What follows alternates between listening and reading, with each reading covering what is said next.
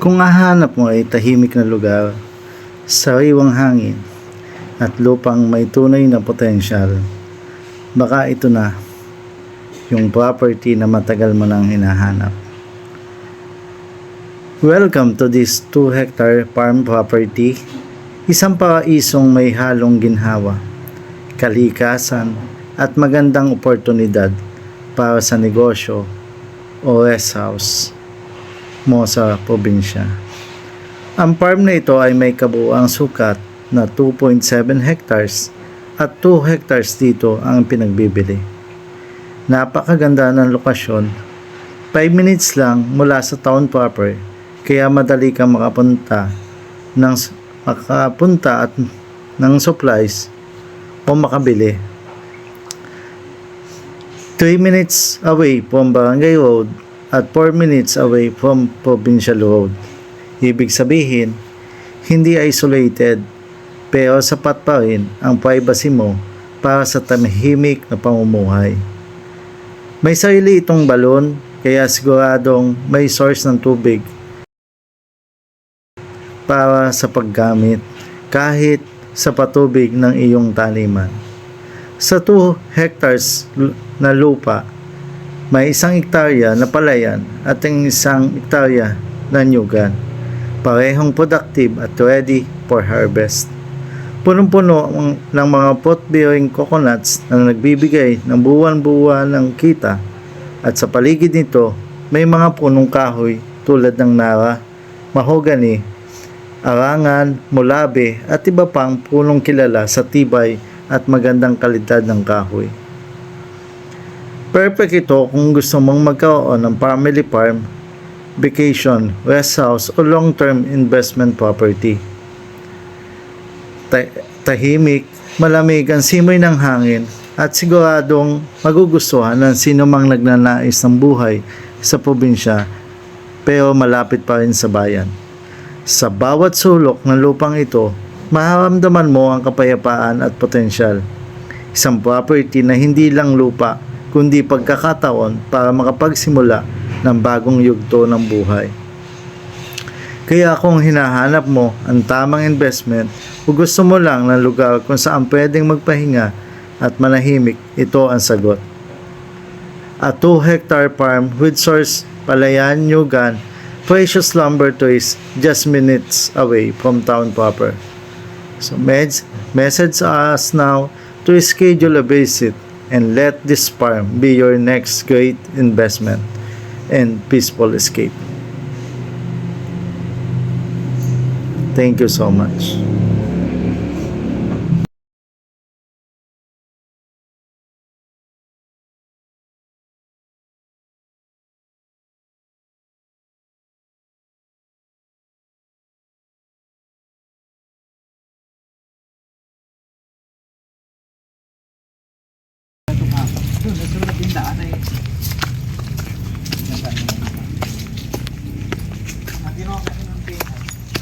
Wala naman tanim.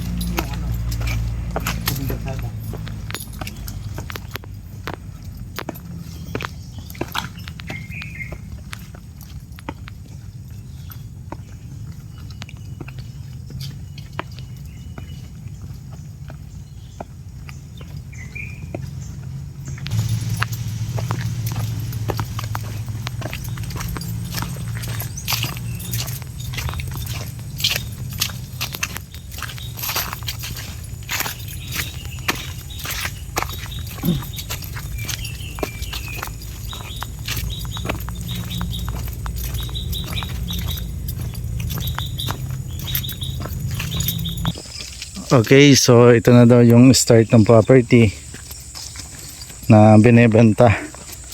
Oh, andito na tayo. Itong ito, kapuli.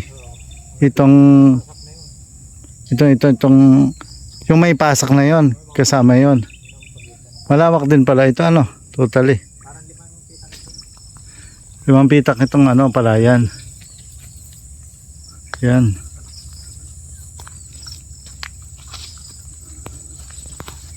So, doon ay may balon ba doon? Yan, balon yan. Tapos ito daw po ay kasali na. May puno na niyog nito. May motor. Simula dun sa pinasukan natin na Barangay Road. Simula dito ay 3 minuto na lakad. Pathway na pathway, hindi ka mapuputikan. Tapos ito yung daan naman dito. Gilid na ito papuli. Gilid na ito. Ito yung kabila, ibig sabihin hindi na ito kasali. Ito lang. Nandiyan ani. Yan Hindi na bunga. Maganda ito at malapit po ito sa bayan. Simula dito, papuntang bayan. Kung maglalakad tayo ng 3 minuto doon sa labas hanggang doon sa Provincial Highway, tapos 5 minuto, nasa bayan ka na. So more or less, ay mga 10 minutes, nasa bayan ka na. So yung ganda po ngayon ay kasali na sa property. Yan, kasi simula doon kung nakikita po ninyo, yung may mga kulay puting yun, hanggang doon yung pagitan ng lote. Papunta dito. Yan.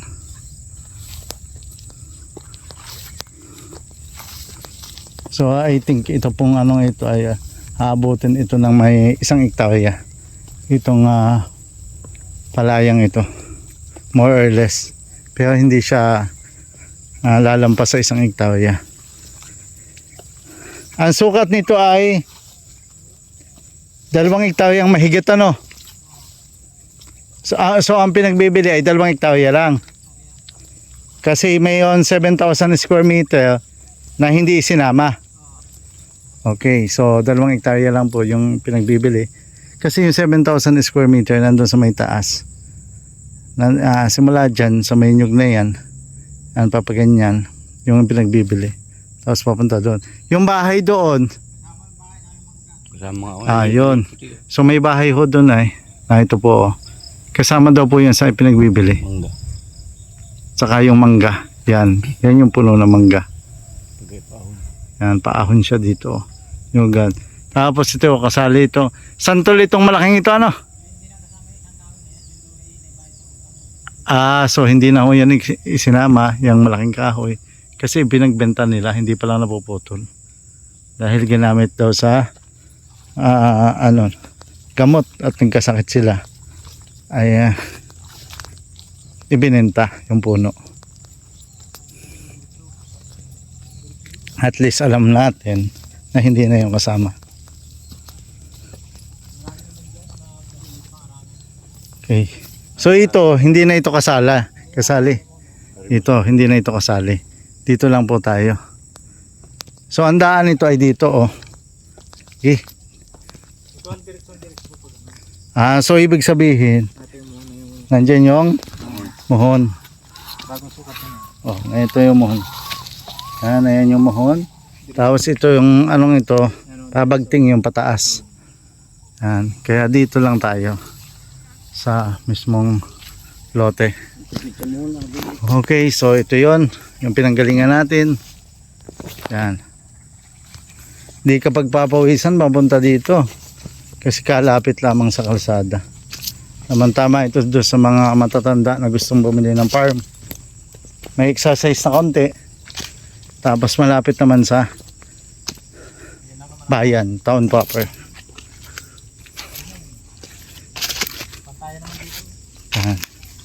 So dito, ito. Puno pala dito ng nyug. Yan. So dito pantay ang lupa. Yan gaganda pa ng mga nyug. Mga bata pa din.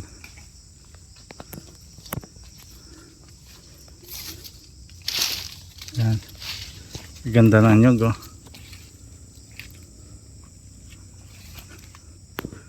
Pantay. Maganda dito magbahay.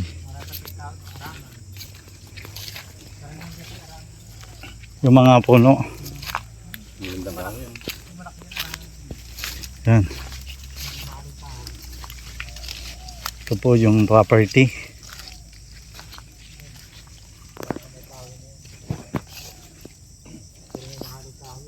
Aling kahoy. Nasaan na nawa dyan? Ito ang nawa. Tapos yung iba. Iba mga arangan pa rin yung tuwid na yan. Ayun nandun. Saka ito. Ito na dito Alin? Mga arangan pa rin yan mga kulay. Yung mga kulay itim. Itim na may puti. Yan na. Yun o, ayun o. Yung matitigas na nangalan ka. Ayun na doon, yung malaki nyo, arangan pa rin. Mga ano. Mga arangan niya, mga tuwid na yan. Okay. Kaya mamahalin ka ako. Magagandang lahi. Ano?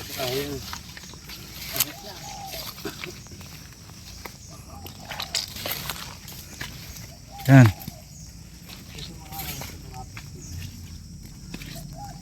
Gabi na lang kahapon na eh. Kasama ko lang yung bagong ngayon tita. So yan, plat na plat pala po dito. Oh. Dito sa lugar na ito. May mga bagong pantanim na nyug. Tapos itong kahoy nito, ano naman ito? Kahoy na ito. Yan, mahogani yan. Ano? Ito mahogani. Lumaki yan. Yang isang Santol. alin dyan na santol. Malaki yan. Yung malaki, ito. Bunga na yan siguro. Ayun, batas, santol.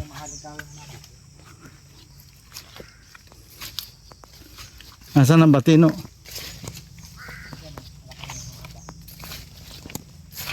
Itong kabilang ito. Ito ang batino. Street na yan, umahaba. Yan, ito daw po batino. Itong kahoy na ito. Ang dami pala dito mga hardwood. Oo. Maganda nga dito ang pigyo eh. Kailangan lang ay lagyan mo lang ng kalsada. Ito pantay na pantay talaga dito. Sa lote oh. Ano pa yon yung kahoy na yon? Yung mga arangan na ito. Yun oh. Yun yung kahoy na yun. Yung malaki. Imilina yung Kimilina. puro. Yung mga tuwid. Ito mangga. Tapos ito naman, itong isang ito mataas. Ito. Puro arangan pa rin ito. Ito yung arangan. Oh, yun, mga arangan yung titigas yan. Yan na nga yung sinasabi kong puti. May puti ano. Ano doon pa oh. Lahat mga arangan nga. Ito oh. Anong mahal yan? Pwede pati yan. Mga sinaulang kahoy yan eh. Mga sinaunang kahoy ito. Saan ito kaya gamit? Yung mga ano yan. Kahoy na yan. Isa ba yung inagang trabisa? Ito bisa. Ay di matibay nga talaga. Ang dami pala dito. Ay yun oh. Yung malaking punong yun. Ito lang. Ito. Kasama pa ito malaki. Ay ano yan? May guhit dito. Oh. Ay, may guhit yun. Pag ganyan. Ano ito? Dalawang hektarya. Anong kahoy naman yan?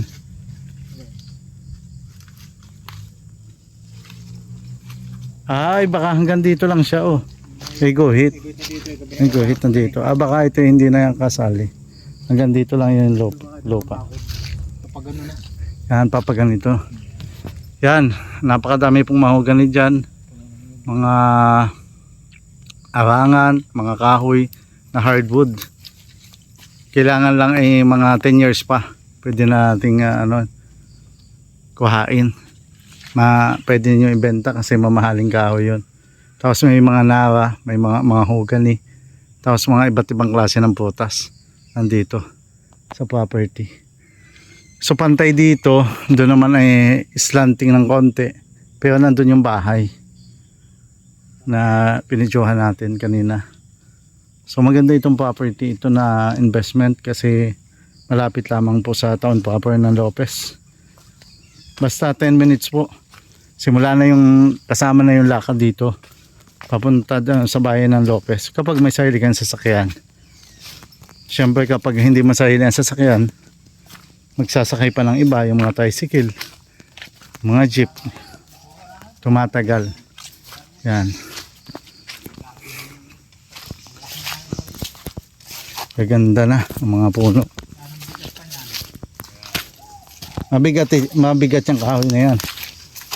May ginawang kabinti ko yung doon sa kamay di kong butmuhat. Hindi talagang matigas ano. Yan. Ito dami ano nga. Dami nga pala oh. Kalumpit ito isa ito. Alin ito? Itong isang ito kalumpit. Pero yung iba maarangan na. Marami. Naiyakal pa rin pala. Nasaan na yakal? Bating. Yan o. Yung tuwid na yan. Isa. Alin ang yakal? Yan tatlong yan sunod-sunod. Kasama yung maliliit na yun. Puntahan mo nga. Ari o. Itong yakal. Ay, yan ang yakal. Yan tatlong yan. Ito, sunod-sunod na ito. Ah, May isa pa rito. yakal din yan. Yakal ito, maliliit na ito. Ito yakal. Saan nga ba ginagamit ang yakal? Sa mga binigyago, mga sira, wala mga bangko, baga mga binibinta. Ah, oo. Ay, yung isang puti doon. Ito yung sa Bungliw naman ito. Bunliw. Yung isa ay arangan din yung tuwing malaki.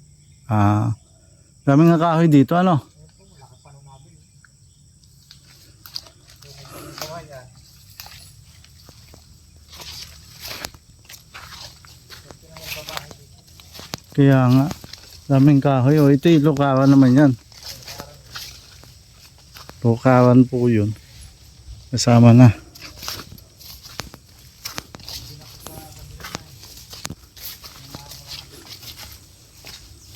Gandang property ito. Bukas, pwede ito dito sa dito. Mamaya gagawin pa pa sa kalawag pa. So ito yung palayan, oh. Pagkita yung mga tusok na yung palapa. Dati ito yung bahay nila.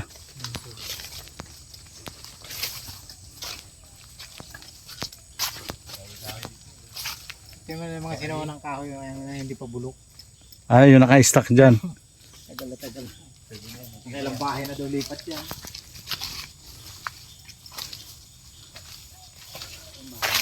Ah, ito yung bahay nila.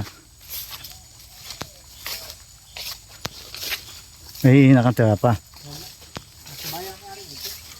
Mhm. Okay, so ito naman may puno ng sampalok. Yan. Lapit ng bahay.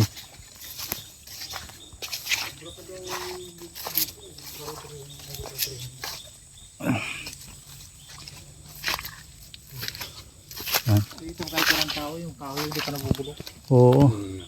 Ito ay ayusin lamang. Maganda na ulit ito. Dingding ng palitan din. Oo, alisin yung mga ano-ano. Dingding lang. Pero ang Dingding. kahoy ay tira mo, Lawan ito. Saka maganda pa yung ano, semento. parang hindi na ana yung kahoy ay. Tapos yung bubong, palitan siguro yung bubong niyan. Itong kabila, Oo. ito lang. Ang maganda ito, may bahay na. May kurite daw ito yan, kaya baga may mga ano yun, Ah. tinanggal lang din, kinabit ito sa Pi. patubig. Pinotol. Yan, tulad na din nagamit. Kasi hindi nagagamit, ano. Oh, ito. Yung property. Ano naman itong kahoy? Ito, hawak ko. So, ano ba ito? Ang kahoy ito. Ah, Malakalumpit yata ito eh. ay ito. Isa. Bukado pa ka. Avocado ito. Ah, ay siya nga, avocado. Dahon na eh. Ito eh, kalumpit daw. Tapos mangga. Ang kilala ko lang maigi ay mangga eh. Madaling tandaan. Ang dahon na yan. Yan. So yan, maganda. Napakaganda nitong property na ito. So, pinasa na ito rin yung pintura. Yung tubig. Ibig sabihin hanggang dyan yung ano. Yan. Ngayon na po ang kulay pula. Ibig sabihin hanggang dyan lang yung lote. Kapapa-relocate na. So wala na tayong masyadong problema dito. May titulo naman po ito. Babang halaga. Malapit lang sa bayan. Madaming punong kahoy. Madaming nyug. Ano pa? Palayan. Kasama yung bahay. So lahat na. Kasama pati bahay. Yan. So all in one na po ito. Property na ito matatagpuan sa bayan ng Lopez. More or less 2 hectares po yung sukat. Pero nasa titulo po is 2.7. So yung 7,000 square meter po ay hindi pinagbebenta. Kaya 2 hektarya lamang po yung pinagbebenta. Dahil pa mayroon naman po silang mapagbahayan.